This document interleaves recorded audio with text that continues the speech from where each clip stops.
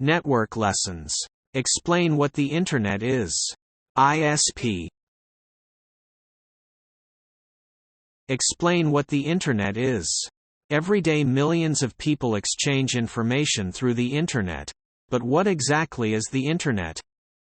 The Internet is a worldwide collection of computer networks, cooperating with each other to exchange information using common standards.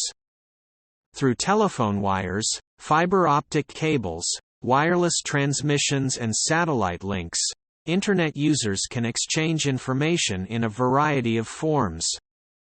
The Internet is a network of networks that connects users in every country in the world. There are currently over 1 billion Internet users worldwide. Up to now, the networks we have discussed have been controlled by one individual or organization. The Internet is a conglomerate of networks and is owned by no one individual or group. There are, however, several major international organizations that help manage the Internet so that everyone uses the same rules. Internet Service Providers, ISPs. Any home, business or organization that wants to connect to the Internet must use an Internet Service Provider, ISP. An ISP is a company that provides the connections and support to access the Internet. It can also provide additional services such as email and web hosting. ISPs are essential to gaining access to the Internet. No one gets on the Internet without a host computer, and no one gets on the Internet without going through an ISP. ISPs range in size from small to very large and differ in terms of the area they service.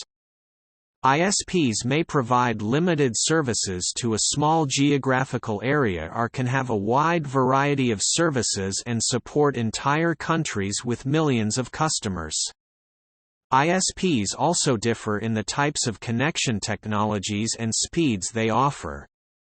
Examples of well-known ISPs include AOL, Earthlink, and Roadrunner. Do you have Internet access? Who is your ISP? The ISP's relationship with the Internet. Individual computers and local networks connect to the ISP at a point of presence, POP. A POP is the connection point between the ISP's network and the particular geographical region that the POP is servicing. An ISP may have many POPs depending on its size and the area it services. Within an ISP, a network of high-speed routers and switches move data between the various POPs. Multiple links interconnect the POPs to provide alternate routes for the data should one link fail or become overloaded with traffic and congested. ISPs connect to other ISPs in order to send information beyond the boundaries of their own network. The Internet is made up of very high-speed data links that interconnect ISP POPs and ISPs to each other. These interconnections are part of the very large, high-capacity network known as the Internet backbone. Connecting to the ISP at the POP provides users with access to the ISP's services and the Internet. Options for connecting to the ISP. ISPs provide a variety of ways to connect to the Internet, depending on location and desired connection speed. In a major city there are typically more choices for ISPs and more connection options than in a rural area. For example, cable Internet access is only available in certain metropolitan areas where cable TV service is available. Remote areas may only have access via dial-up or satellite. Each Internet access technology uses a network access device, such as a modem, in order to connect to the ISP. It may be built into your computer or may be provided by the ISP. The simplest arrangement is a modem that provides a direct connection between a computer and the ISP. However, if multiple computers connect through a single ISP connection, you will need additional networking devices. This includes a switch to connect multiple hosts on a local network, and a router to move packets from your local network to the ISP network. A home networking device, such as an integrated router, can provide these functions, as well as wireless capability, in a single package. Options for connecting to the ISP. The choice of Internet access technologies depends on availability, cost, access device used, media used and the speed of the connection. Most of the technologies shown are used for both home and small business. Leased lines are typically used for business and large organizations, but can be used to provide high-speed connectivity in areas where cable or DSL are not available. ISP levels of service. Depending on the ISP and the connection technology, various services are available such as virus scanning, video on demand, and file storage. The contract with the ISP determines the type and level of services that are available.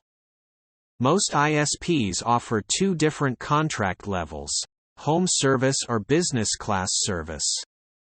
Home service is normally less expensive than business services, and generally provides scaled-down services such as slower connection speed, reduced web space storage, and fewer email accounts. A typical home account may include a minimum of 5 email addresses with additional addresses being available for a fee. Business class service is more expensive but provides faster connection speeds and additional web space and email accounts. A business class service may include 20, 50 or more email addresses. Business service also includes agreements between the ISP and the customer specifying items such as network availability and service response time. These are known as service level agreements, SLAs. ISP levels of service. When data is transferred, it is either uploaded or downloaded. Downloading refers to information coming from the Internet to your computer, while uploading indicates the reverse path, from your computer to the Internet. When the download transfer rate is different from the upload transfer rate, it is called asymmetric. When the transfer rate is the same in both directions, it is called symmetric. ISPs can offer both asymmetric and symmetric services. Asymmetric. Most commonly used for the home. Download speeds are faster than upload speeds. Necessary for users that download significantly more than upload. Most Internet users, especially those who use graphics or multimedia-intensive web data, need lots of download bandwidth. Symmetric. Most commonly used for business or individuals hosting servers on the Internet. Used when necessary to upload large amounts of traffic such as intensive graphics, multimedia, or video. It can carry large amounts of data in both directions at equal rates. Importance of the Internet Protocol, IP. For hosts to communicate on the Internet, they must be running Internet Protocol, IP, software. The IP protocol is one of a group of protocols that are collectively referred to as TCP, IP, Transmission Control Protocol, Internet Protocol. The Internet Protocol, IP, uses packets to carry data. Whether you are playing an Internet video game, chatting with a friend, sending email or searching the web, the information you are sending or receiving is carried in the form of IP packets. Each IP packet must contain a valid source and destination IP address. Without valid address information, packets sent will not reach the destination host. Return packets will not make it back to the original source. IP defines the structure of the source and destination IP addresses. It specifies how these addresses are used in routing of packets from one host or network to another. All protocols that operate on the Internet, including IP, are defined in numbered standards documents called RFCs, request for comments. Importance of the Internet Protocol, IP. An IP packet has a header at the beginning which contains the source and destination IP addresses. It also contains control information that describes the packet to network devices, such as routers, it passes through and also helps to control its behavior on the network. The IP packet is sometimes referred to as a datagram. IP addresses must be unique on the Internet. There are organizations responsible for controlling the distribution of IP addresses so that there is no duplication. ISPs obtain blocks of IP addresses from a local, national or regional Internet registry, RIR. It is the responsibility of the ISPs to manage these addresses and assign them to end users. Computers in homes, small businesses and other organizations obtain their IP configuration from their ISP. Typically, this configuration is obtained automatically when the user connects to the ISP for Internet access. How ISPs handle packets. Before being sent on the Internet, messages are divided into packets. IP packet size is between 64 to 1500 bytes for Ethernet networks, and contains mostly user data. Downloading a single 1 megabyte song would require over 600 packets of 1500 bytes. Each individual packet must have a source and destination IP address. When a packet is sent across the Internet, the ISP determines whether the packet is destined for a local service located on the ISP network, or a remote service located on a different network. Operations Center, NOC. Every ISP has a control facility for their network, known as the Network Operations Center, NOC. The NOC usually controls traffic flow and houses services such as email and web hosting. The NOC may be located at one of the POPs or at a completely separate facility within the ISP network. Packets looking for local services are usually forwarded to the NOC and never leave the ISP network. How ISPs handle packets. Routers in each of the ISP POPs use the destination address of the IP packets to choose the best path through the Internet. The packets you send to the ISP POP are forwarded by routers through the ISP's network and then through the networks of other ISPs. They pass from router to router until they reach their final destination. Forwarding packets across the Internet. There are network utilities that test connectivity to the destination device. The ping utility tests end-to-end connectivity between source and destination. It measures the time that it takes test packets to make a round trip from the source to the destination and whether the transmission is successful. However, if the packet does not reach the destination, or if delays are encountered along the way, there is no way to determine where the problem is located. How is it possible to determine which routers the packets have passed through and detect the problem areas in the path? The traceroute utility traces the route from source to destination. Each router through which the packets travel is referred to as a hop. Traceroute displays each hop along the way and the time it takes for each one. If a problem occurs, the display of the time and the route that the packet traveled can help to determine where the packet was lost or delayed. The traceroute utility is called Tracert in the Windows environment. There are also a number of visual traceroute programs that can provide a graphical display of the route that a packet takes. Internet Cloud. When packets travel across the Internet, they pass through many network devices. The Internet can be thought of as a network of routers, interconnected with one another. Very often, there are alternate routes between routers, and packets may take different paths between source and destination. Should there be a problem with traffic flow at any point in the network, packets automatically take a diagram that shows all network devices and their interconnections would be very complex. Additionally, The final routing path between source and destination is not usually important, only that the source is able to communicate with the destination. Therefore, in network diagrams, a cloud is often used to represent the Internet or any other complex network, without showing the details of the connections. The cloud allows for simple diagrams that focus on source and destination only, even though there may be many devices linked in between. Devices in Internet cloud. Routers are not the only devices found in the Internet cloud, nor are they the only devices found at an ISP. The ISP must be able to accept and deliver information to the end user as well as participate in the Internet. Devices that provide connectivity to end users must match the technology used by the end user to connect to the ISP.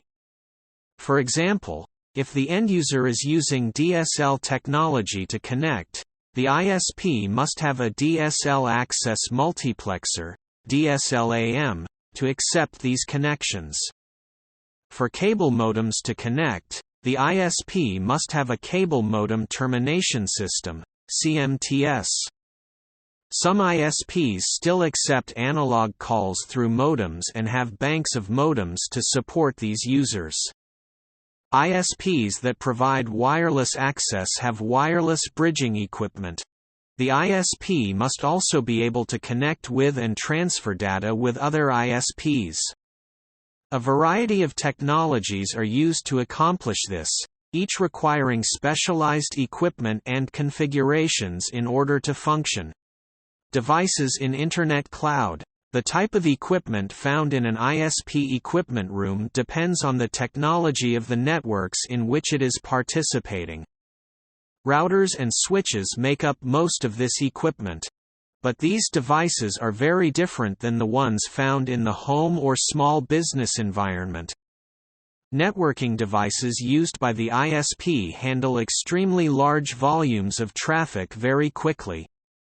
They must function at near 100% uptime, since the failure of a key piece of equipment at an ISP can have disastrous effects on network traffic. For this reason, most of the equipment used by ISPs are high-end, high-speed devices with redundancy. In contrast, network devices used in the home or small business environment are lower-end, lower-speed devices that are not capable of handling large volumes of traffic.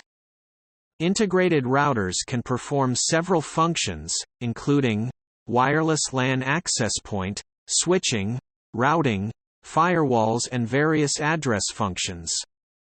An integrated router may support some or all of these functions. Physical and environmental requirements. The network installations located at an ISP versus a home, small business are very different. The home or small business network provides a limited number of services for relatively few users. Internet connectivity is purchased from an ISP. The volume of traffic is small, and no transport services are provided. The ISP provides transport and other services to a large number of users. A number of different devices are required to accept input from end users. To participate in a transport network, they must be able to connect to other ISPs. They handle large volumes of traffic and require very reliable equipment in order to handle the load. Even though these two networks appear very different, they both require an environment where the equipment can function reliably and without interruption. The requirements are the same, but the scale of operation is different. At home, a single power outlet will suffice, whereas at an ISP the power requirements need to be planned out ahead of time and installed. Physical and environmental requirements. One major difference between an ISP and a home, small business network is the inclusion of servers. Most home users do not run servers, and small businesses usually may have a few. They rely on the services offered by the ISP for such things as email, address assignment, and web space. An ISP must consider the physical requirements of not only the networking equipment, but also the servers it houses. One of the main considerations for electronic equipment is a reliable supply of stable power. Unfortunately, the supply of power is not always reliable, and this can lead to problems for network devices. ISPs install power conditioning equipment with substantial battery backup to maintain continuity of supply should the main power grid fail.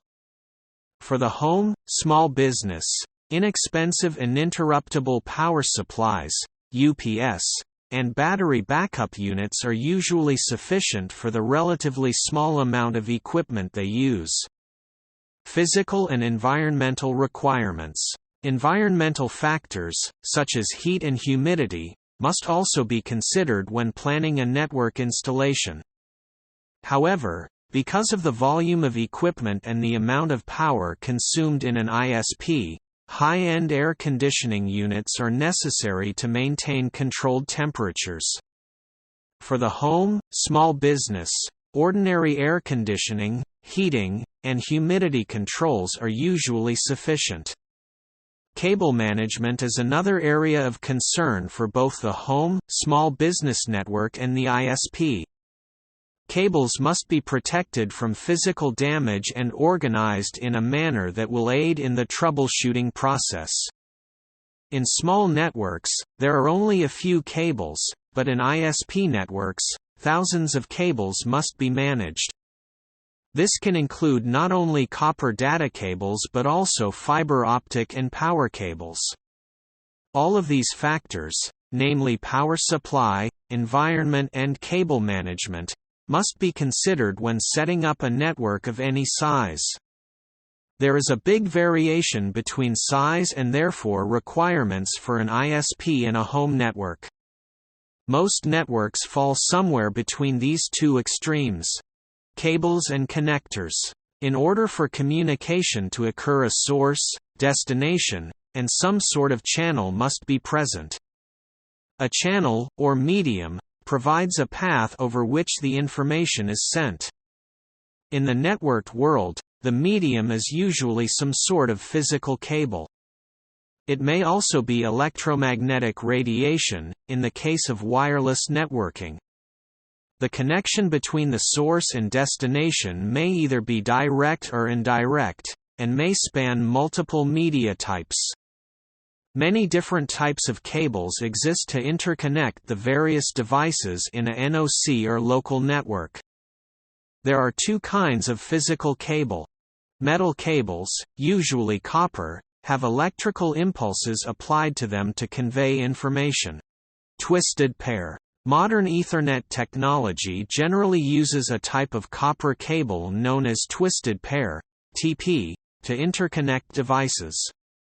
Because Ethernet is the foundation for most local networks, TP is the most commonly encountered type of network cabling. Coaxial cable. Coaxial cable is usually constructed of either copper or aluminum, and is used by cable television companies to provide service. It is also used for connecting the various components which make up satellite communication systems.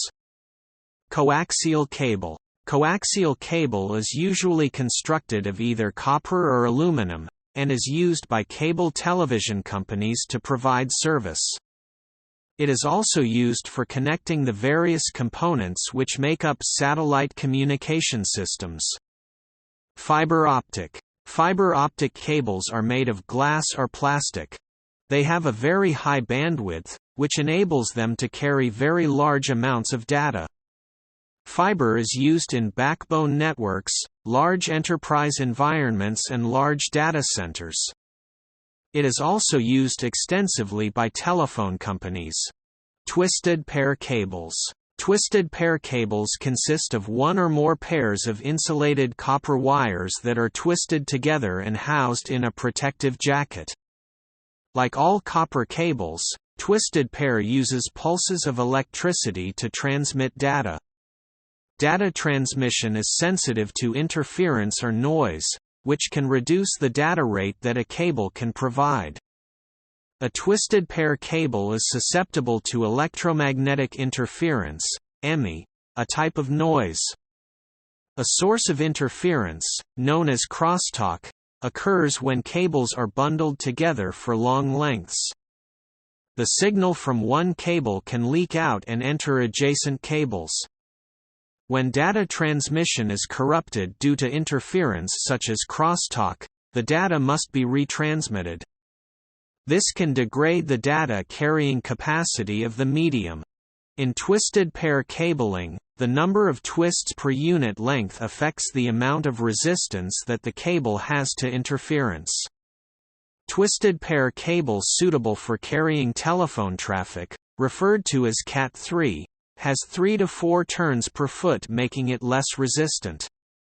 Cable suitable for data transmission, known as Cat5, has 3 to 4 turns per inch, making it more resistant to interference. Twisted pair cables. There are 3 types of twisted pair cable: unshielded twisted pair, shielded twisted pair, and screened twisted pair. Unshielded twisted pair, UTP, is the most commonly encountered type of network cable in North America and many other areas. Shielded cables, SCTP and FUTP, are used almost exclusively in European countries. UTP cable is inexpensive, offers a high bandwidth, and is easy to install. This type of cable is used to connect workstations, hosts and network devices.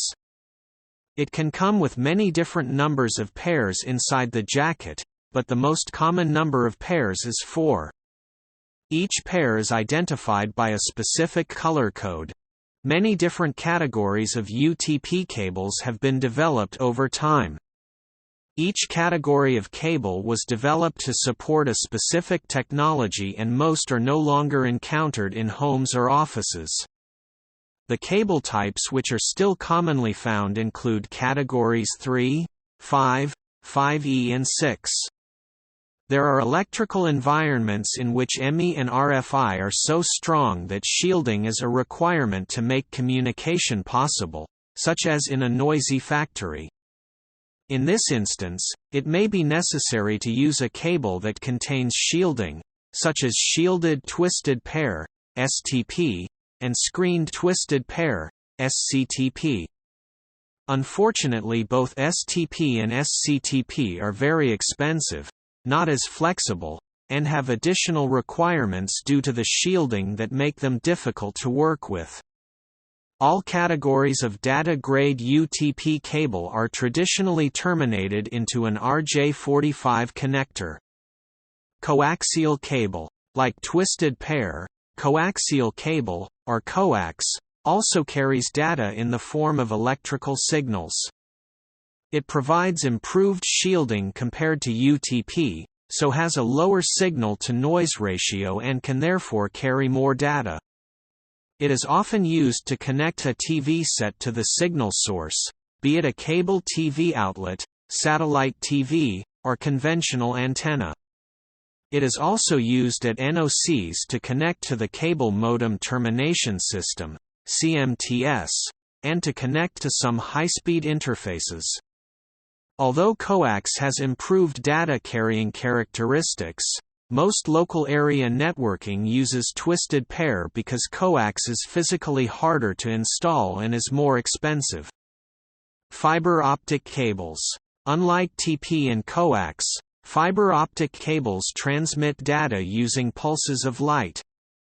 Although not normally found in home or small business environments, fiber optic cabling is widely used in enterprise environments and large data centers. Fiber optic cable is constructed of either glass or plastic, neither of which conducts electricity. This means that it is immune to EMI and is suitable for installation in environments where interference is a problem. In addition to its resistance to EMI, fiber optic cables support a large amount of bandwidth, making them ideally suited for high-speed data backbones. Fiber optic backbones are found in many corporations and are also used to connect ISPs on the Internet. Each fiber optic circuit is actually two fiber cables. One is used to transmit data, the other is used to receive data.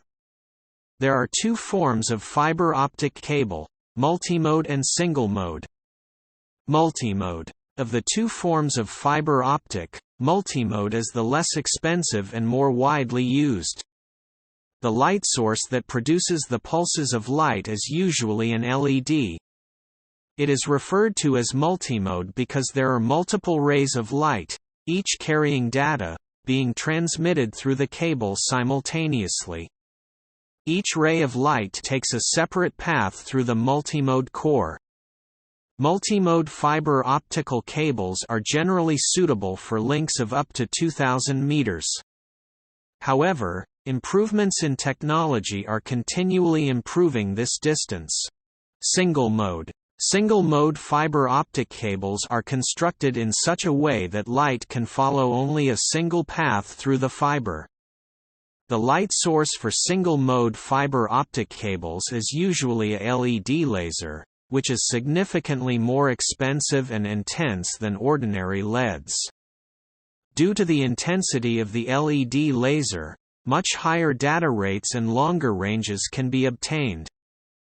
Single-mode fibers can transmit data for approximately 3,000 meters and is used for backbone cabling, including the interconnection of various NOCs. Again, improvements in technology are continually improving this distance. Cabling standards. Cabling is an integral part of building any network. When installing cabling, it is important to follow cabling standards, which have been developed to ensure data networks operate to agreed levels of performance. Cabling standards are a set of specifications for the installation and testing of cables. Standards specify types of cables to use in specific environments, conductor materials, pinouts, wire sizes, shielding, cable lengths, connector types and performance limits. There are many different organizations involved in the creation of cabling standards. While some of these organizations have only local jurisdiction, many offer standards that are adopted around the world. Some of the organizations and the areas that they manage are seen in the graphic. UTP cables. Twisted pair cable is most commonly used in network installations. The TIA organization defines two different patterns, or wiring scheme, called T568A and T568B. Each wiring scheme defines the pinout, or order of wire connections, on the end of the cable. The two schemes are similar except two of the four pairs are reversed in the termination order. The graphic shows this color coding and how the two pairs are reversed. On a network installation, one of the two wiring schemes, T568A or T568B, should be chosen and followed. It is important that the same wiring scheme is used for every termination in that project. If working on an existing network, use the wiring scheme already employed. UTP cables. Using the T568A and T568B wiring standards, two types of cables can be created: a straight-through cable and a crossover cable. These two types of cable are found in data installations. Straight-through cables. A straight-through cable is the most common cable type. It maps a wire to the same pins on both ends of the cable. In other words, if T568A is on one end of the cable, T568A is also on the other. If T568B is on one end of the cable, T568B is on the other. This means that the order of connections, the pinout, for each color is the exact same on both ends. It is the type of straight-through cable, T568A or T568B, used on the network that defines the wiring scheme for the network. Crossover cable. A crossover cable uses both wiring schemes. T568A on one end of the cable and T568B on the other end of the same cable. This means that the order of connection on one end of the cable does not match the order of connections on the other. The straight-through and crossover cables each have a specific use on the network. The type of cable needed to connect two devices depends on which wire pairs the devices use to transmit and receive data. UTP cables. Specific pins on the connector are associated with a transmit function and a receive function. The transmit pin versus the receive pin is determined based on the device. Two devices directly connected and using different pins for transmit and receive are known as unlike devices. They require a straight-through cable to exchange data. Devices that are directly connected and use the same pins for transmit and receive are known as like devices. They require the use of a crossover cable to exchange data. Unlike devices. The pins on the RJ45 data connector of a PC have pins 1 and 2 as transmit and pins 3 and 6 as receive. The pins on the data connector of a switch have pins 1 and 2 as receive and pins 3 and 6 as transmit. The pins used for transmit on the PC correspond to those used for receive on the switch. Therefore, a straight-through cable is necessary. The wire connected to pin 1, transmit pin, on the PC on one end of the cable, is connected to pin 1, receive pin, on the switch on the other end of the cable. Other examples of unlike devices that require a straight-through cable include switch port to router port, hub port to PC, UTP cables. Like devices. If a PC is directly connected to another PC, pins 1 and 2 on both devices are transmit pins and pins 3 and 6 are receive pins. A crossover cable would ensure that the green wire connected to pins 1 and 2, transmit pins, on one PC connect to pins 3 and 6, receive pins, on the other PC.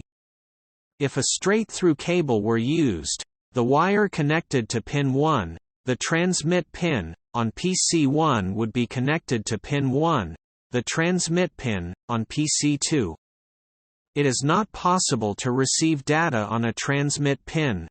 Other examples of like devices that require a crossover cable include switch port to switch port, switch port to hub port to hub port, router port to router port, PC to router port, PC to PC. If the incorrect cable type is used, the connection between network devices will not function. Some devices can automatically sense which pins are used for transmit and receive and will adjust their internal connections accordingly. UTP cable termination. UTP and STP cable is usually terminated into an RJ45 connector. The RJ45 connector is considered a male component, which is crimped to the end of the cable. When a male connector is viewed from the front with the metal contacts facing up, the pin locations are numbered from 8 on the left to 1 on the right. The jack is considered the female component and is located in networking devices, wall outlets, or patch panels. The RJ45 connector on the wire plugs into the jack. Cables can be purchased that are pre-terminated with RJ45 connectors. They can also be manually terminated, on-site, using a crimping tool. When manually terminating UTP cable into an RJ45 connector, untwist only a small amount of wire to minimize crosstalk. Also be sure that the wires are pushed all the way into the end of the connector and that the RJ45 connector is crimped onto the wire jacket. This ensures good electrical contact and provides strength to the wire connection. Terminating UTP at patch panels and wall jacks.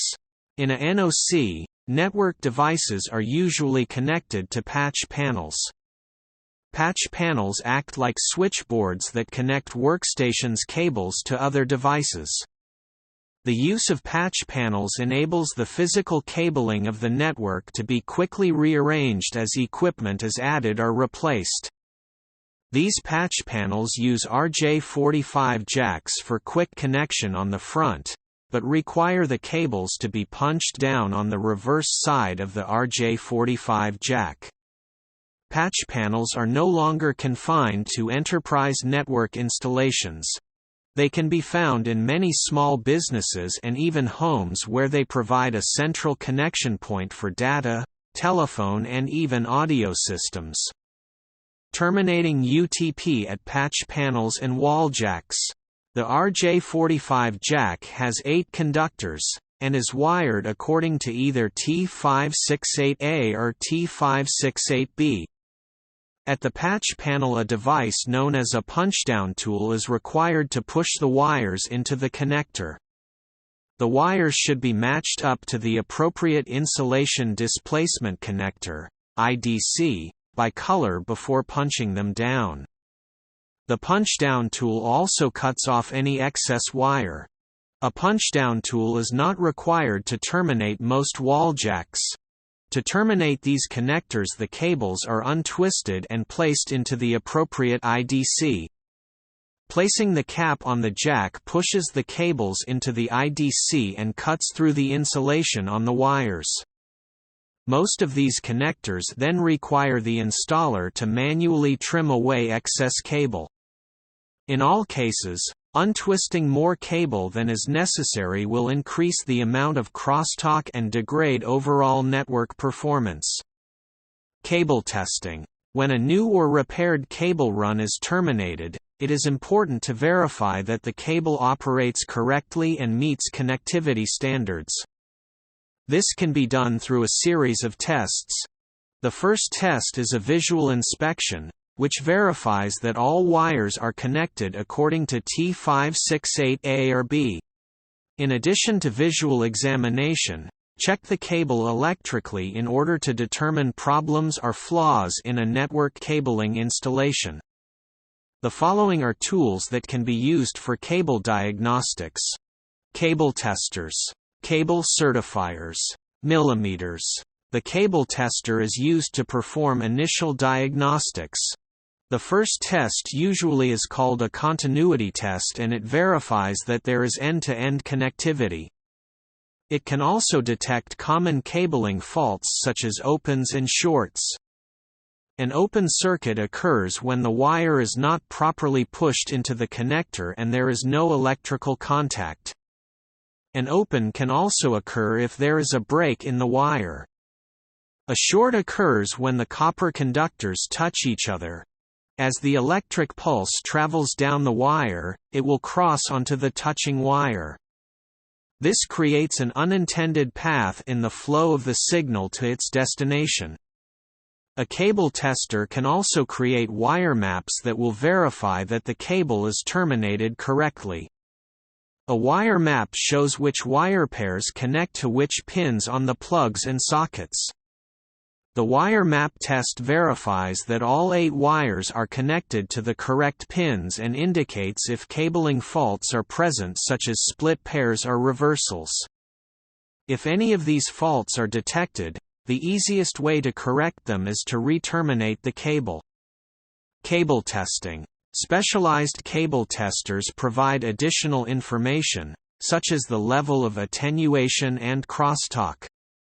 Attenuation. Attenuation, also commonly referred to as insertion loss, is a general term that refers to the reduction in the strength of a signal. Attenuation is a natural consequence of signal transmission over any medium. Attenuation limits the length of network cabling over which a message can be sent. A cable tester measures attenuation by injecting a signal in one end and then measuring its strength at the other end. Crosstalk. Crosstalk is the leakage of signals between pairs. If this is measured near the transmitting end, it is termed near-end crosstalk. Next. If measured at the receiving end of the cable, it is termed far-end crosstalk. FEXT. Both forms of crosstalk degrade network performance and are often caused by untwisting too much cable when terminating. If high crosstalk values are detected, the best thing to do is check the cable terminations and re-terminate as necessary. Cabling best practices. The following steps, called best practices, ensure that cable termination is successful. 1. It is important that the type of cables and components used on a network adhere to the standards required for that network. Modern converged networks carry voice, video and data traffic on the same wires. Therefore, the cables used on converged networks must be able to support all these applications. 2. Cable standards specify maximum lengths for different types of cables. Always adhere to the length restrictions for the type of cable being installed. 3. UTP, like all copper cable, is susceptible to EMI. It is important to install cable away from sources of interference such as high-voltage cables and fluorescent lighting. Televisions, computer monitors and microwaves are other possible sources of interference. In some environments it may be necessary to install data cables in conduit to protect them from EMI and RFI. 4. Improper termination and the use of low-quality cables and connectors can degrade the signal carrying capacity of the cable. Always follow the rules for cable termination and test to verify that the termination has been done properly. 5. Test all cable installations to ensure proper connectivity and operation. 6. Label all cables as they are installed, and record the location of cables in network documentation.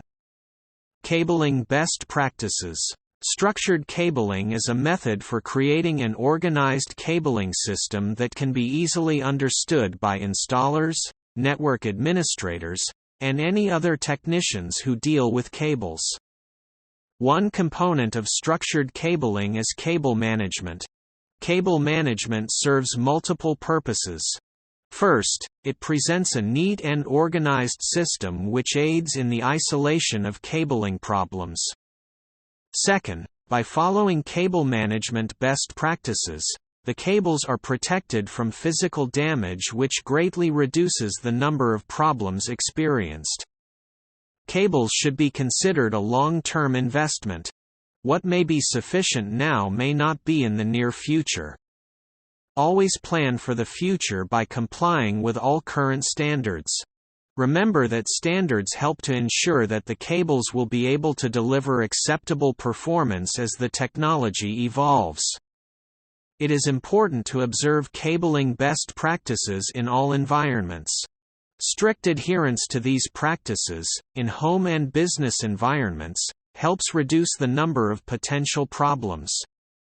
It will save a great amount of time, money and frustration.